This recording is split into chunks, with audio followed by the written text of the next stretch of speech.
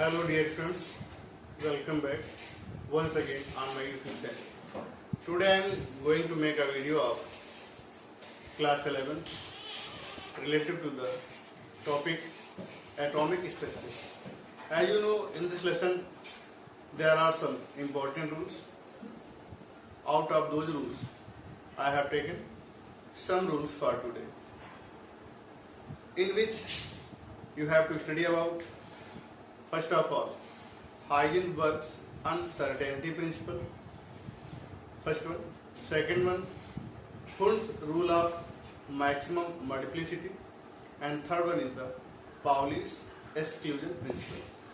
So let's start and see over the board.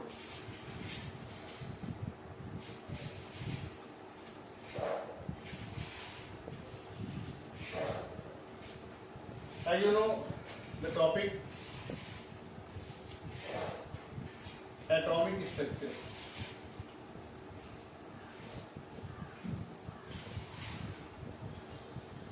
And class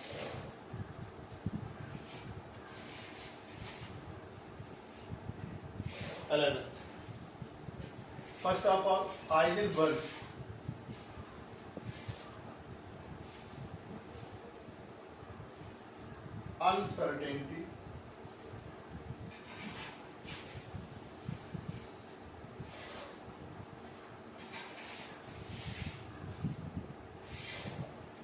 uncertainty principle.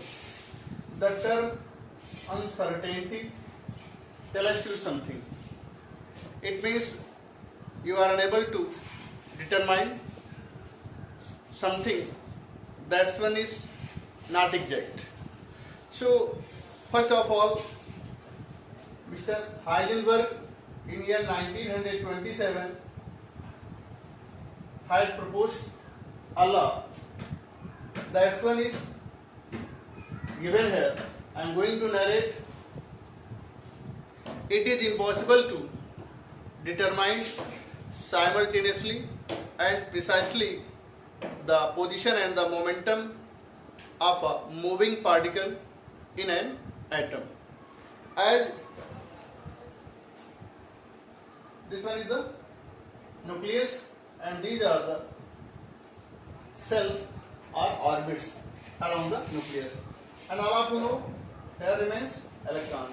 Suppose if you want to draw a tangent, then this one is the direction of the electron. If you are going to determine the position and the momentum, then which type of problem you feel? What you have to decide? Momentum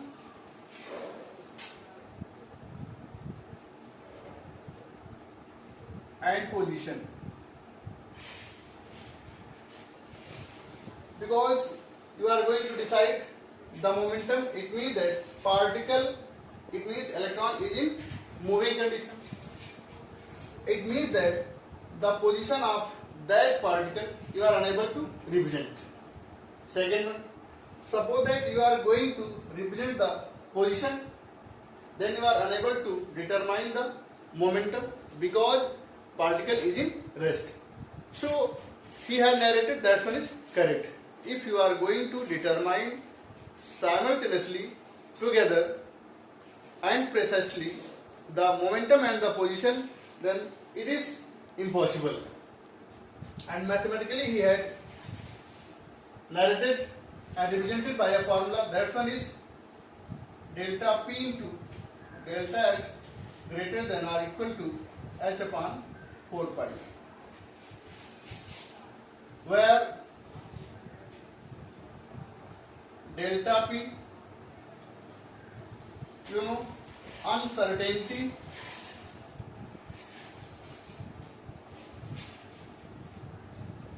in the momentum.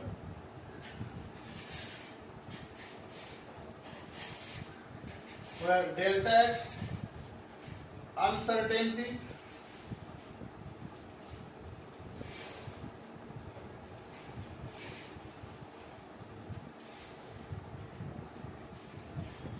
in the position, or you know, momentum having a formula m into delta u and delta x change in the position.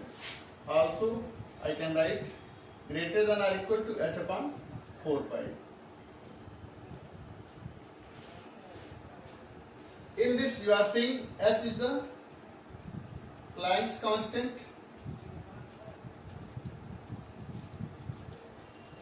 having value for the numerical problem 6.625 into 10 power minus 34 joule second. Now once again, according to Heisenberg, he had proposed in year 1927 that it is impossible to determine simultaneously and precisely the momentum and the position of a moving particle in an atom. And mathematically he had represented the product of delta P and delta X is greater than or equal to h upon 4 pi, where delta P is the uncertainty in the momentum and delta X is the uncertainty in the position. As you know, the formula of momentum having m into change in velocity into delta X change in position is either greater than or equal to h upon 4 pi, where h is the Planck constant and having value for the numerical problem 6.625 into 10 power minus 34 joule second. In brief, the explanation of this, suppose you are going to determine the position of this. Because you are saying about the position, it means that it is in rest. Then you are able to represent the position of the moving particle. But you are unable to find momentum because momentum becomes zero because particle is in rest, because you are saying the position. After that, if you are going to determine the momentum, it means that particle is in moving condition. So position, if you are going to represent, that one is incorrect or you are unable to mention the position. So both things together, according to Heisenberg, simultaneously and precisely to determine together is very, very difficult or unable. Anyone can not represent together these two things. Second rule, I have to take up that's one is the Hund's rule.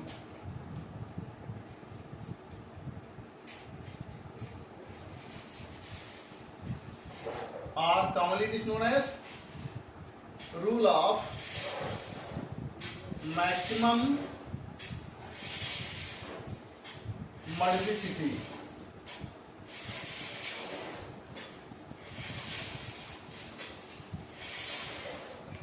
What he has narrated in this rule? Suppose you have to represent the filling of the electrons, the entry of the electrons, then this rule is very, very helpful.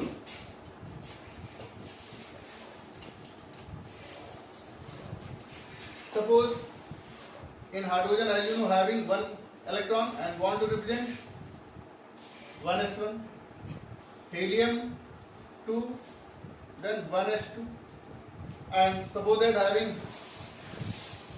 11 atomic number sodium, 1s2, 2s2, 2p6 and 3s1. And if you want to represent these electrons in subshell and in their orbitals, you know, for hydrogen having 1s1, it means first cell as subshell having only one orbital, so there is only one electron. After that, for helium also having first cell as subshell and one orbital and having two electrons. So in this way. After that, suppose I have taken for sodium 1s2, it means first electron and second electron. Then after 2s2, it means first electron and then second electron. After that 2p6, as you know, in p subshell having three orbitals, px, py, and this one in the middle pz. First electron, second, third, fourth, fifth, and sixth. and after that 3s1. You know, having s subshell and one orbital, and there is only one electron, so you have to enter only one electron. You are saying I am representing these electrons, but one thing you have to mind, when in each degenerate orbitals reaches one electron, it means all the degenerate orbitals half filled, then their pairing starts. So according to the Hund's rule, he had narrated, when there is an entry of the electrons in the orbitals of the subshell of any cell, then in each degenerate orbital, when reaches one electron, it means half filled, then their pairing starts. Suppose anyone representing electrons of 2p6 and like this, having px orbital, py and pz, but here having like this, then this one is the incorrect. As you are seeing, first of all, in each degenerate orbital, one electron enters. When half filled, all the degenerate orbitals having a condition, then their pairing starts. And in second point, in this rule, he had narrated all the electrons when half filled degenerate orbitals are having same spin. Maximum electrons having same spin.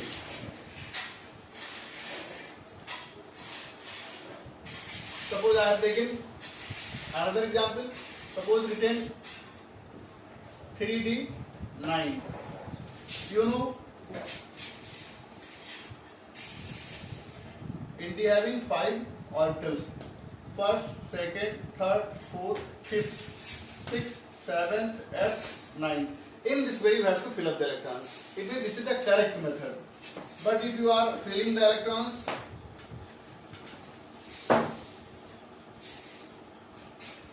first, second, third, fourth, fifth, sixth, seventh, eighth, and ninth. In appearance, in looking, this one is alike, but the method by which you are filling the electron, that one is incorrect.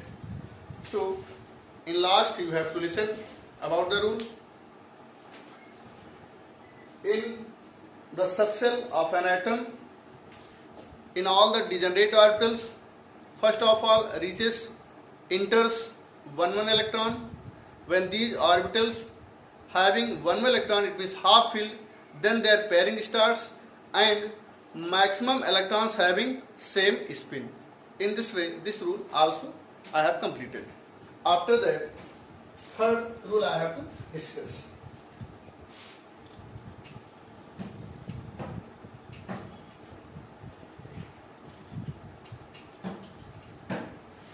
That one is the Pauli's exclusion rule.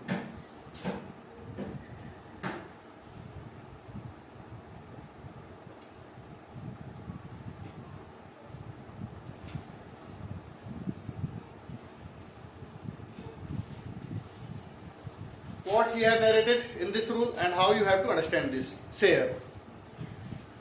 You know, in previous rule, suppose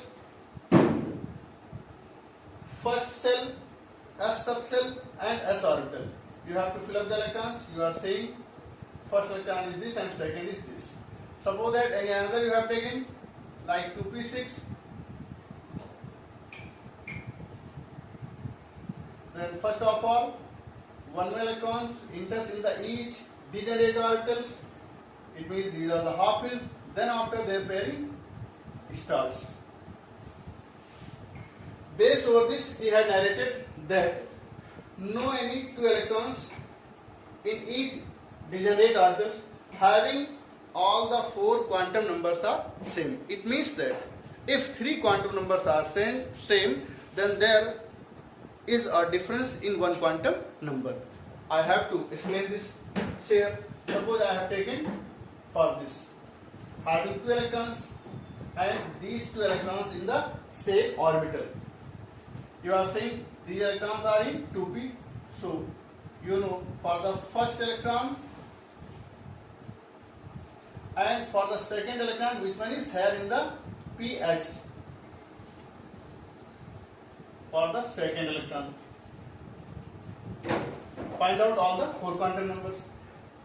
Here principal quantum number n is equal to 2 for the first and for the second also. After that, electron is in p, so you know that sp is having values of L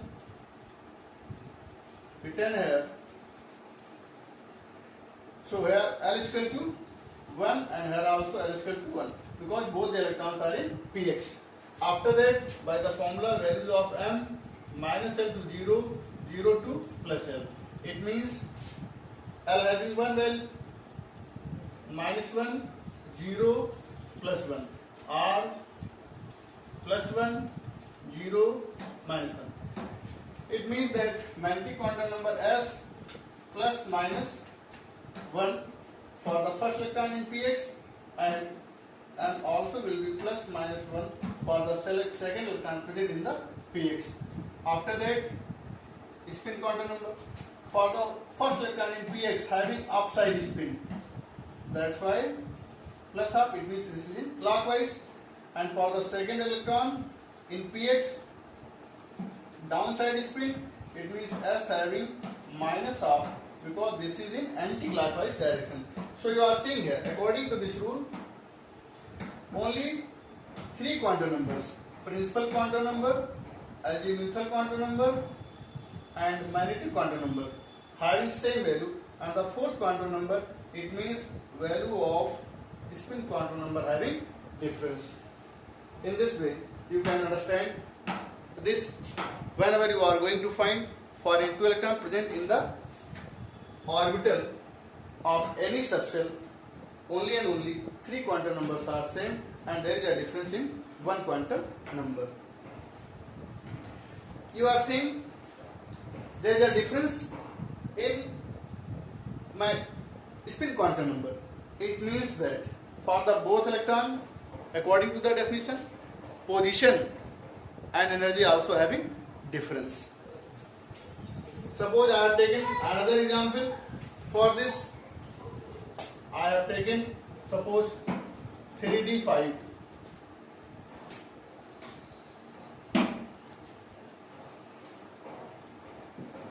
You have to fill up in this way.